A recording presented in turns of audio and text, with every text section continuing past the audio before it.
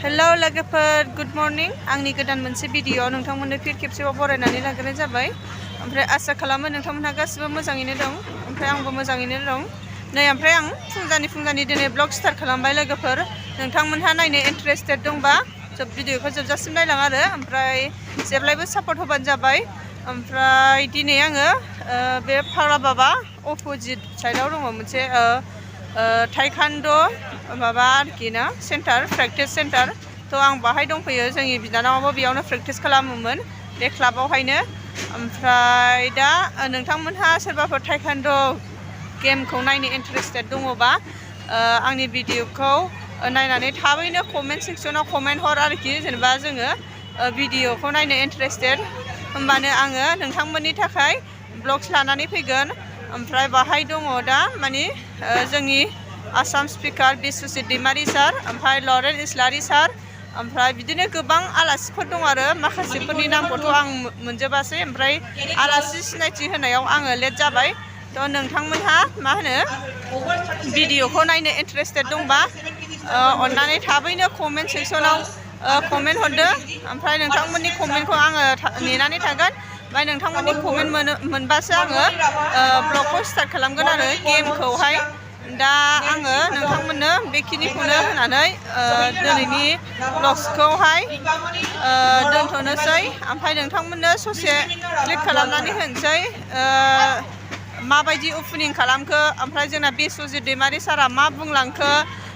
बुंदों माने बिराद मोजां स्पेस होदों जेनेबा बिराद मोजां खोथा होदों बे जोंनि प्लेयारफोरनि थाखाय बिराद गोजोनथाव खौरां तो नोंथांमोनहा नायलांदो आंनि ब्लग्सनि गेजेरजों बिस्वजित दैमारि सारा मा होनखो लरेन सारा मा होनखो माने स्पर्ट्स प्लेयारफोरनि थाखाय बिराद माने गोजोनथाव खौरां सारमोनहा फोरमायलांदों तो बेखौनो आं नोंथांमोननो बे ब्लग्सनि गेजेरजों खोन्थागोन ओमफ्राय नोंथांमोनहा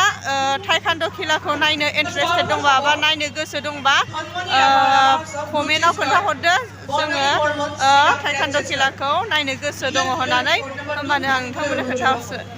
नोंथांमोननो नोंथांमोननि थाखाय ब्लग्स लानानै फैबावसै किमान এটা ইম্পর্টেন্ট হয় গল গটিকে হেতু যাতে আমি আৰু ভালদৰে কৰিব পাৰো হেতুৰ কাৰণে আমি চেষ্টা কৰিছো আৰু এই ক্ষেত্ৰত আমাৰ খেলুৱৈসকলৰ আৰু অভিভাৱকসকলৰ আমাক সাপোৰ্ট লাগে আৰু এই সাপোৰ্টটো পালে আমি ধুনীয়াকৈ আগবাঢ়ি যাব পাৰো বদলেণ্ড টাইকাণ্ড এছ'চিয়েশ্যনৰ পৰা ডাইৰেক্ট আমি নেশ্যনেল কেনেকৈ খেলিব পাৰো আমি জানুৱাৰীৰ ভিতৰতে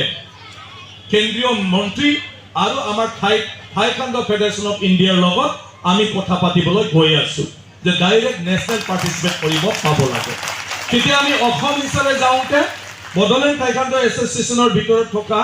যিমান আমাৰ প্লেয়াৰে সুবিধা পায় ইণ্ডিপেণ্ডেণ্ট আমি টাইকাণ্ড মানে নেশ্যনেল লেভেলত যদি বদলেণ্ড টাইকাণ্ডৰ পৰা যাব পাৰো তেতিয়া অসমৰ যিমান প্লেয়াৰ যাব একে সংখ্যক প্লেয়াৰ আমি বিটিসি এৰিয়াৰ পৰা লৈ যাব পাৰো তেতিয়া বহুতখিনি ল'ৰা ছোৱালী মেডেল নাপালিও নেশ্যনেল যেতিয়া খেলে তাত বহুতখিনি এক্সপেৰিয়েন্স পাই আহিব আৰু নেক্সটত তেওঁ নিজকে নেশ্যনেল খেলিবৰ কাৰণে ভালদৰে তৈয়াৰ কৰি মেডেল আনিব পাৰিব তো সেইখিনি আমি অলৰেডি সিদ্ধান্ত আমি সহায় সহযোগিতা পাই আছো তো ডেফিনেটলি এটা দুটা বছৰৰ পিছত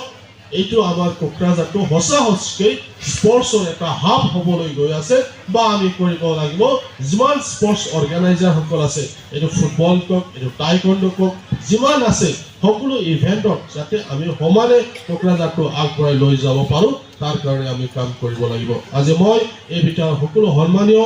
সভাপতিকে আদি কৰি যিমান বিষয়ববীয়াসকল আছে আপোনালোকক ধন্যবাদ জ্ঞাপন কৰিছোঁ এনেকুৱা এটা চেম্পিয়নশ্বিপ আজি অনুষ্ঠিত কৰাৰ কাৰণে কোকৰাঝাৰলৈ সকলোকে শুভেচ্ছা জনাই মোৰ চমু বক্তব্য মই ইয়াতে সামৰিছোঁ ধন্যবাদ Thank you, sir. Liable to any disciplinary action as per the existing rules. Thanks. Long live APTA.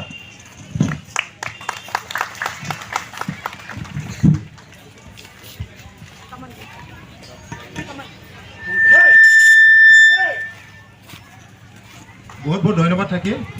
এতিয়া মই দৰ্শিতা মেডামক মই আৰনে লানা পাই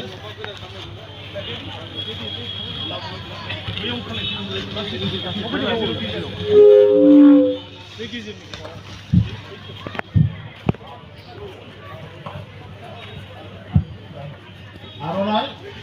आरो लाना फै मोनब्ला जोंनि बे अल वर्ल्ड टाइकोन्ड' चेम्पियनशिपआ 28 जों खुंनो हानाय नङामोन जों बिराद लाखि आङो गावखौनो गाव सासे बिश्व दैमारि साराबो दिनै बाहाय टाइकोन्ड'खौ बिराद जों आवगायदों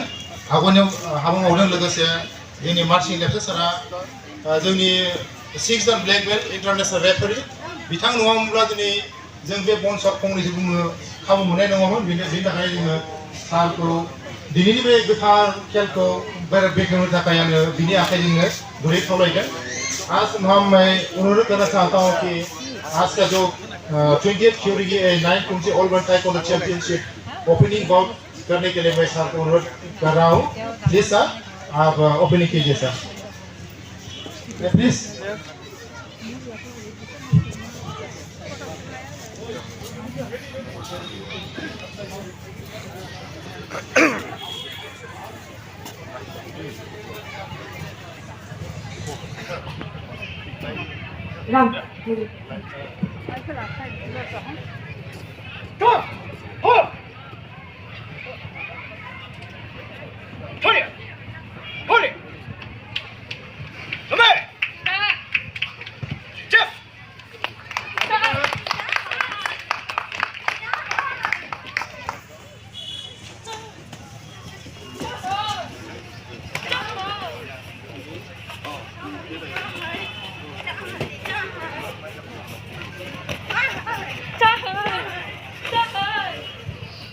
Our red corner আছে Priju Najari from Kokrajhar and blue corner আছে Saidi Osantari from Kokrajhar.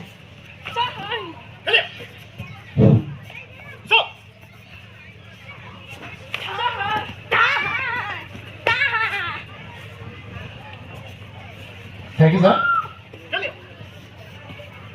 बहुत बहुत धन्यवाद सर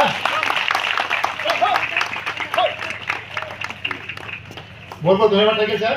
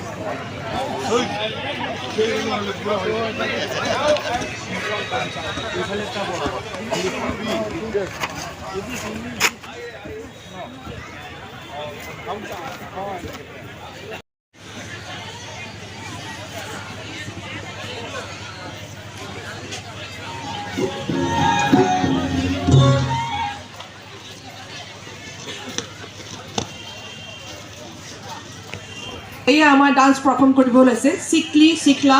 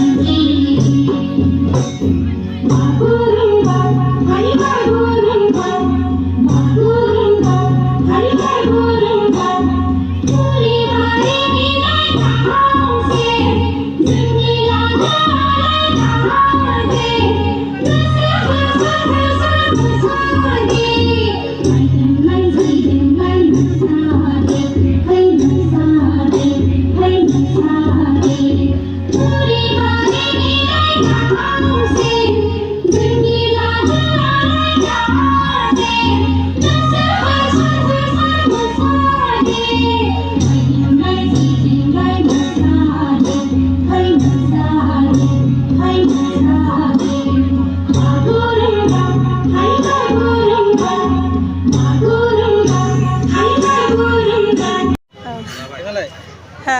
आंबो ब्लग लागासिनो सार दा लाथ'वाखैमोन नै दा स्टार्ट जादों थाथ' सार ओरैबायदि मानसि जादों माने जोंनि जायगानि अनगायैबो गुबुन जायगानिबो दं आरोखि ना बाहाय होनदों दार्जिलिं शिलं ओमफ्राय मिज'रामनिबो बाहाय प्लेयार्सफोर फैदों आरोखि गासै 800 प्लेयार्स बाहाय जागोन होननानै माने जइन जागोन माने गेलेगोन पार्टिसिपेट खालामगोन बेबायदि होनदों आरोखि ना थ' नोंथांमोनहा दिनैनि ब्लग्सखौ इन्टारेस्टेड दंबा नायलांबाय थादो जोबजासिम लोगोफोर दिनैनि ब्लग्सखौ आङो बेखिनियावनो दोनथ'नो सानबाय ओमफ्राय नोंथांमोनहा जुदि टाइकान्ड' गेमखौ नायनो इन्टारेस्टेड दंबा गथ'फोर बुलायनायखौ नायनो इन्टारेस्टेड दंबा कमेन्टआव थाबैनो खोन्थाहरदो जेन जोङो नायनो इन्टारेस्टेड होननानै इन्टारेस्ट दङ होननानै होमबानो आङो नोंथांमोननि थाखाय गोदानै दसेनि उनावनो ब्लग स्टार्ट खालामगोन ओमफ्राय दिनैनि भिडिअखौ आङो बेयावनो दोनथ'नो सानबाय लोगोफोर थ' थेंक इउ आंखौ जेब्लायबो सापर्ट होनायनि थाखाय लाभ इउ अल बाय बाय